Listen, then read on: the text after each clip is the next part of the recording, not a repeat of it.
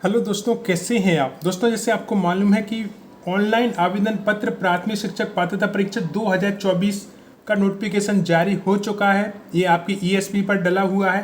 क्या rule book है और इसमें क्या नए नियम है वो हम जानेंगे दोस्तों। साथ में मैं आपको क्लियर कर दूं कि 2020 वर्ग 3 जिन्होंने पास कर रखी है उन्हें ये एग्ज़ाम देने की आवश्यकता नहीं है।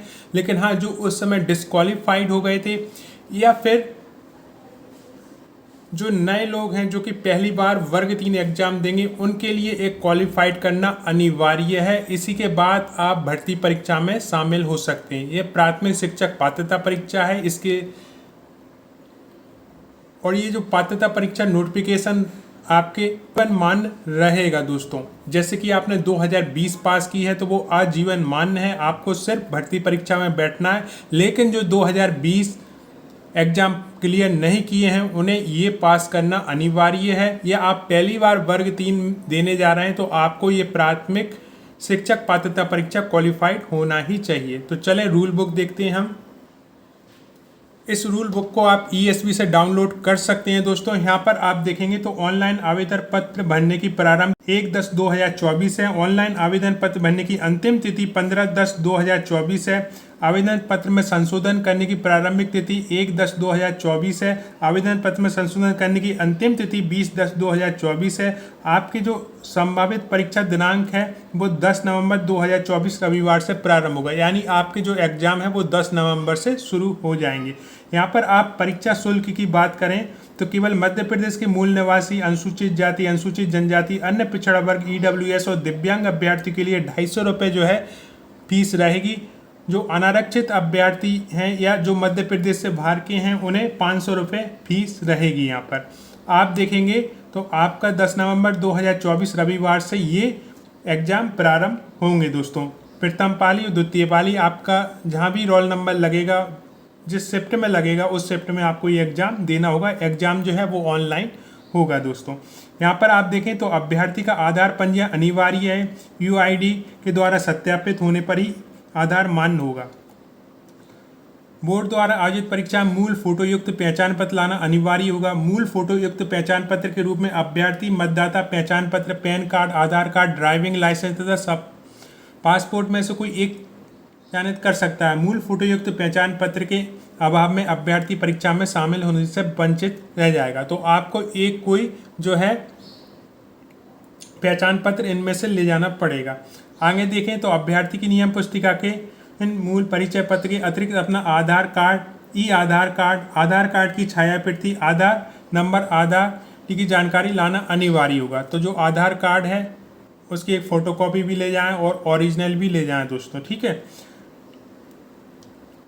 हालांकि आप ओरिजिनल ले जा रहे हैं तो फोटोकॉपी की आवश्यकता नहीं पड़ती है, लेकिन फिर भी ले जाएं। परीक्षा में प्रवेश के समय एवं परीक्षा के दौरान बहुस्तरीय बायोमेट्रिक सत्यापन अनिवार्य है। यह थंब इम्प्रेशन लिया जाता है। आपने यदि एग्जाम दिए होंगे तो आप इससे कई बार गुजरे होंगे, तो ये एक सामान्य प्रक्रिया है। आगे देखें, परीक्षार्थी को परीक्षा के रिपोर्टिंग समय तथा परीक्षा केंद्र में प्रवेश की अनुमति होगी। इसके पश्चात विलंब आने वाले अभ्यर्थी को प्रवेश से पात्रता नहीं होगी, तो आप पहले ही पहुंच जाएं दोस्तों। परीक्षा कक्ष में इलेक्ट्रॉनिक डिवाइस वगैरह, मोबाइल, कैलकुलेटर, ये कुछ भी नहीं ले जाना है। ऑनलाइन आवेदन पत्र क्रमांक के द्वारा ऑनलाइन परीक्षा हेतु अभ्यर्थी अपना प्रवेश पत्र प्राप्त कर सकते हैं अतः आवेदन पत्र क्रमांक के आवश्यक रूप से संभाल कर रखें, जिसकी समझ जिम्मेदारी आवेदक की होगी। तो अभी जो आप आवेदन करने जाएंगे उसके बाद जो आपको स्लिप मिलती है वो हमेशा संभाल कर रखनी है दोस्तों, इसे कभी भी खोना नहीं है। सभी अभ्यर्थी को मध्य प्रदेश राज्य के रोजगार कार्यालय में जीवित पंजीयन होना अनिवार्य है। तो आपने जो पंजीयन कराया होगा उसे देख लें, यदि वो जीवित है तो ठीक है, यदि नहीं है तो घबराने की आवश्यकता नहीं। ऑनलाइन पंजीयन हो जाती है रोजगार कार्यालय में, तो आप वहीं से ऑनलाइन पंजीयन भी करा सकती हैं, उसके बाद आवेदन कर सकती हैं। ये कोई घबराने वाली बात यहाँ पर नहीं है दोस्तों। आगे देखें, परीक्षा केंद्र पर आवेदक को काला बॉल पॉइंट तथा पेन परीक्षा हॉल में डाउनलोड किए गए प्रेस पत्र के साथ लाना है। तो काला बॉल पॉइंट आपको पेन ले जाना है, जिससे कि आप मैथमेटिक्स के सवाल हैं और कुछ भी सवाल हैं वो भी हल कर सकते हैं, क्योंकि वहाँ आपको एक रफ कार्य के लिए जो है पेपर दिया जाता है, उससे और भी आप सिग्नेचर वगैरह करेंगे तो उसी से करेंगे। यहाँ पर आप देखें किसी भी परीक्षा प्रारंभ होने के पश्चात परीक्षा समाप्ति तक कक्ष छोड़ने की अनुमति नहीं होगी। तो जब आपका एग्जाम शुरू हो जाएगा और एग्जाम खत्म होगा उसी के बाद आप बाहर निकल सकते हैं। आवेदन पत्र भरते समय उम्मीदवार किसी भी प्रमाण पत्र का परीक्षण मंडल द्वारा नहीं किया जाता, अतः कंप्यूटर आधारित परीक्षा में उम्मीदवार पात्रता पूर्णतः प्रवर्धित होगी। यहाँ पर ये कहा जा रहा है कि मान लो आपने गलत जानकारी भर दी है, उस आधार पर आप एग्जाम में तो बैठ सकते हो, लेकिन बाद में जाकर आप बाहर होगे जब आपकी ज्वाइनिंग का समय आएगा दोस्तों। तो कभी भी गलत जानकारी ना भरें, और गलती से यदि कंप्यूटर वाला जो ऑनलाइन आपके उसके पास जा रहा है वो गलत जानकारी भरता है तो उसे संशोधन तुरंत करा लें, ठीक है दोस्तों। क्योंकि बहुत सी ऐसा हो जाता है कि गलत जानकारी फिल हो जाती है, फिर बाद में बहुत से लोग परेशान होते हैं। तो उस परेशानी से बचने के लिए यहाँ पर आप देखें तो पद का नाम है प्राथमिक शिक्षक, तृतीय श्रेणी पद है। और यहाँ पर आप देखें योग्यता के विषय में भी हम जान लेते हैं।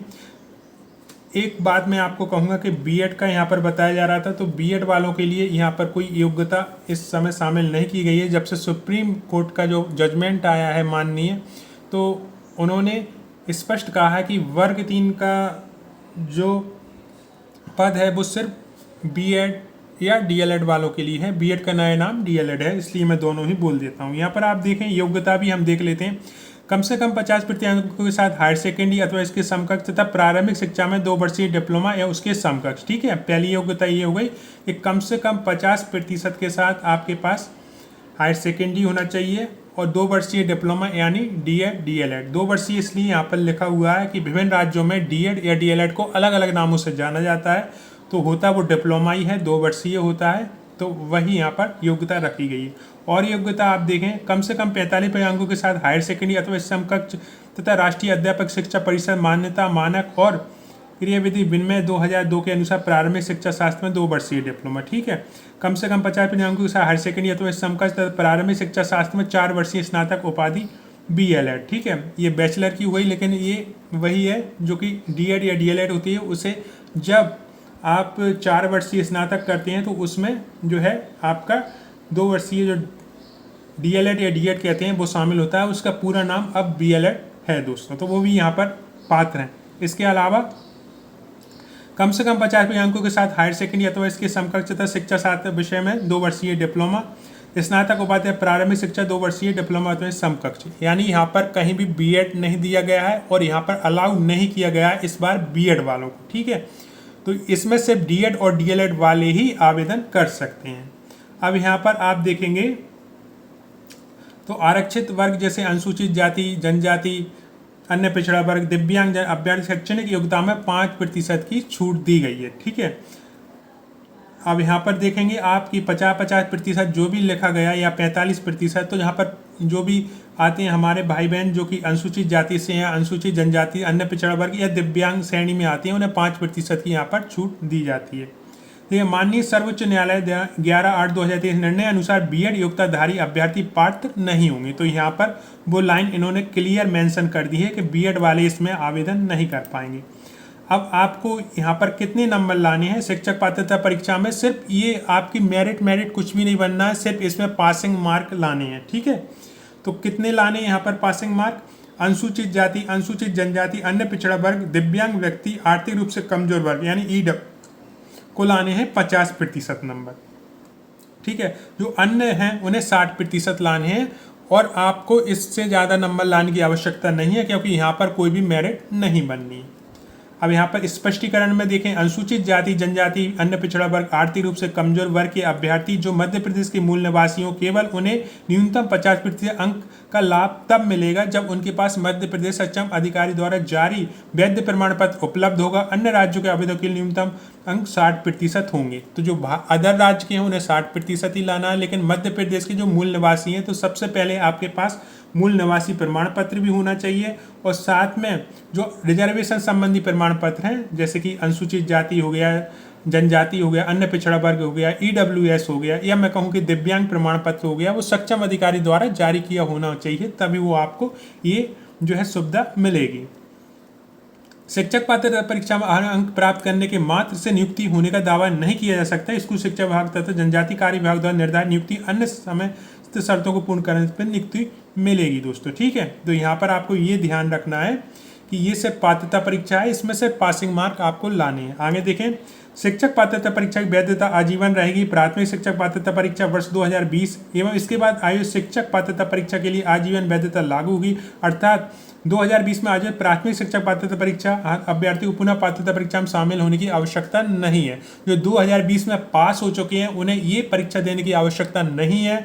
जो डिस्क्वालीफाइड हो गए थे वो ये एग्जाम देंगे, और जो पहली बार वर्ग 3 में आवेदन करने के इच्छुक हैं वो ये पात्रता परीक्षा पास करेंगे, तभी वो भर्ती परीक्षा में बैठ सकते हैं। इसके अलावा दोस्तों यहाँ पर देखेंगे आप, शिक्षक पात्रता परीक्षा में भाग लेने वाले जो निर्धारित व्यावसायिक योग्यता अर्जित करने के अंतिम वर्ष में है, यानी आपका डीएड या डीएलएड जो है अंतिम वर्ष में है, तो आप इसमें आवेदन कर सकते हैं। ठीक है, शिक्षक पात्रता में भाग लेने वाले आवेदन निर्धारित व्यावसायिक योग्यता अर्जित करने के अंतिम वर्ष में भी है। पात्रता परीक्षा में बैठने हेतु मान्य होंगे। शैक्षणिक व्यवसाय योग्यता संबंधी अर्थ अर्जन के संदर्भ में तिथि नियुक्ति के लिए विभाग द्वारा जारी किए जाने वाले शिक्षक चयन परीक्षा विज्ञापन तिथि होगी। अर्थात तिथि या अभ्यर्थी परीक्षा अंक सूची उपाधि धारित करना अनिवार्य हो, किंतु ऐसे अभ्यर्थी पास शैक्षणिक व्यवसाय योग्यता नहीं अथवा निर्धारित व्यवसायिक योग्यता अर्जित करने के अंतिम वर्ष में अध्ययनरत नहीं है, उन्हें पात्रता परीक्षा में बैठने की अनुमति नहीं। आप फाइनल ईयर में हैं तभी इसमें आवेदन कर सकते हैं।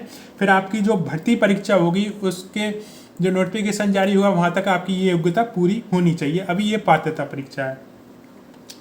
ऐसे अभ्यर्थी अनुसूचित जाति, अनुसूचित जनजाति, अन्य पिछड़ा वर्ग, आर्थिक रूप से कमजोर प्रवर्ग तथा दिव्यांग श्रेणी में उन्हें पास मध्य प्रदेश सक्षम अधिकारी जो जारी वैध प्रमाण पत्र नहीं है, तो उन्हें पात्रता परीक्षा में अनैच्छिक प्रवर्ग के न्यूनतम अंक प्राप्त करने की शिक्षक चयन परीक्षा में अनैच्छिक प्रवर्ग अभ्यर्थी मान्यता की जाएगी। ठीक है, मान लो कि आपके पास कोई प्रमाण पत्र नहीं है, भले ही आप मध्य प्रदेश के मूल निवासी भी हैं, लेकिन आपके पास जो है सक्षम अधिकारी द्वारा जारी किए गए प्रमाण पत्र नहीं, तो आप सामान्य वर्ग से ही आवेदन कर पाएंगे। ऐसे अभ्यर्थी जो पात्रता परीक्षा में गलत जानकारी देते हैं उनकी अभ्यर्थी नियुक्ति हेतु अमान्य रहेगी। जब आप लास्ट में ज्वाइनिंग का टाइम आएगा तब आपकी वो नियुक्ति है वो अमान्य कर दी जाएगी। ठीक है, अब यहाँ पर देखें आयु सीमा। तो यहाँ पर जो आयु सीमा है, प्राथमिक शिक्षक पात्रता के सम्मिलित हेतु आवेदन भरने की को निर्धारित शैक्षणिक व्यवसाय की योग्यता होना अथवा व्यवसाय की योग्यता के अंतिम वर्ष में अध्ययन होना चाहिए। न्यूनतम एवं अधिकतम आयु कोई बंधन नहीं होता। पात्रता परीक्षा पात्र अभ्यर्थी को चयन परीक्षा में सम्मिलित होना। चयन परीक्षा विज्ञापन की 1 जनवरी को अभ्यर्थी की न्यूनतम आयु 21 वर्ष होनी चाहिए। ठीक है, तो आपकी जो चयन परीक्षा का विज्ञापन जो जारी होगा वो 1 जनवरी को आपकी जो न्यूनतम आयु है वो 21 वर्ष होनी चाहिए। अधिकतम आयु प्रचलित सामान्य प्रसारण विभाग के नियम अनुसार होगी। अधिकतम आयु आपको मैं बता देता हूँ कि 40 वर्ष होती है सामान्य वर्ग की, और जो भी रिजर्वेशन में आते हैं हमारे ओबीसी भाई बहन, एससी भाई बहन, एसटी भाई बहन, दिव्यांग भाई बहन, उन्हें नियम अनुसार छूट दी जाती है, और हमारे जो गेस्ट टीचर हैं उन्हें भी वहाँ पर छूट दी जाती है। ठीक है, तो वो आगे जब आपकी भर्ती परीक्षा होगी तब वो जारी होगा। अब यहाँ पर आप देखें, चयन परीक्षा में आपकी जो गणना होगी आयु वो 1 जनवरी 2000 जिस ईयर में भी, यानी कि 2025 या 26 जिस ईयर में भी आपकी भर्ती परीक्षा का विज्ञापन जारी होगा वहाँ से आपकी आयु की गणना की जाएगी, ना कि इस नोटिफिकेशन। तो इस नोटिफिकेशन में कोई भी आयु नहीं बताई गई है। ठीक है, इसे आप दे सकते हो, चाहे आपकी आयु इस समय 18 हो, 19 हो, 20 हो, कोई दिक्कत नहीं है, आप आवेदन कर सकते हो। हाँ, आपकी जब भर्ती परीक्षा होगी, ये पात्रता परीक्षा है, भर्ती परीक्षा होगी उस समय आपको उस ईयर में, यानी 2025 या 2026 जब भी होगी, उस ईयर की 1 जनवरी को आपकी जो आयु है वो न्यूनतम 21 वर्ष होनी चाहिए, और अधिकतम उस समय जो नियम रहेंगे उस हिसाब से। ठीक है, अब ये वेतन वगैरह है तो वो तो जब आपकी ज्वाइनिंग लगेगी उस समय के होगा। अब यहाँ पर आप देखें 3 घंटे की अवधि के प्रश्न पत्र को यहाँ पर बांटा गया है कि किस किस हिसाब से आपका डिवाइड रहेगा, और यहाँ पर जो नॉर्मलाइजेशन वगैरह वो सब दिए गए हैं।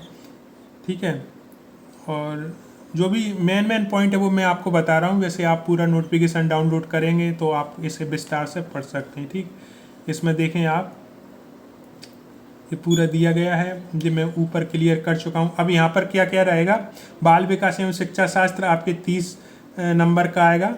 ठीक है, फर्स्ट लैंग्वेज, सेकंड लैंग्वेज, यानी कि आपकी फर्स्ट लैंग्वेज जैसे हिंदी, उर्दू, संस्कृत, इंग्लिश, इन 4 में से आपको एक फर्स्ट लैंग्वेज लेनी है और दूसरी आपको सेकंड लेनी है। जो फर्स्ट में लेंगे वो सेकंड में नहीं ले सकते, जो सेकंड में लेंगे वो फर्स्ट में नहीं ले सकते। जैसे फर्स्ट में हिंदी ली तो सेकंड में आप संस्कृत, अंग्रेजी और उर्दू में से कोई एक ले सकते हैं, ऐसे आपको लेना है। ठीक है, गणित आएगा 30 नंबर का, पर्यावरण अध्ययन आएगा 30 नंबर, कुल 150 नंबर का होगा। ओके दोस्तों, यहाँ पर कोई दिक्कत नहीं है आपको। और ये आपका जो है सिलेबस है पूरा, तो सिलेबस आप डाउनलोड कर लें। और यहाँ से आप पढ़ सकती हैं, कोई दिक्कत नहीं है। अब आपके कोई क्वेश्चन रह गए हों तो आप लिख सकते हैं, मैं अगले वीडियो में उन्हें क्लियर कर दूंगा दोस्तों। और जो भी मेरा वीडियो देख रहा है, यहाँ तक उसने देखा है, तो वो इसमें आवेदन करने जा रहा है, तो भगवान से यही प्रार्थना करूँगा कि इस बार उसे बहुत अच्छे नंबर आएँ, क्योंकि इसमें सिर्फ पासिंग मार्क ही लाना है। लेकिन कोशिश ये करें कि आप अपने आप को टेस्ट करें कि 150 में से आप कितना अच्छा स्कोर कर सकते हैं। जो भी 50% जो रिजर्वेशन में है उन्हें लाना है, 60% जो अनरिजर्व कैटेगरी है उन्हें लाना है। लेकिन फिर भी आप ऐसे तैयारी करें कि मान लो आप पात्रता परीक्षा नहीं, भर्ती परीक्षा की तैयारी कर रहे हैं, उस लेवल की आपकी अभी से तैयारी रहेगी तो आप ज्वाइनिंग लेकर ही रहोगे। और जो मेरा वीडियो देख रहा है, ये पहली एग्ज़ाम वो अच्छे से पास करे और सेकंड एग्ज़ाम में वो मेरिट में 100% आए, यही दुआओं के साथ दोस्तों आपने यहाँ तक ये वीडियो देखा उसके लिए दिल से धन्यवाद।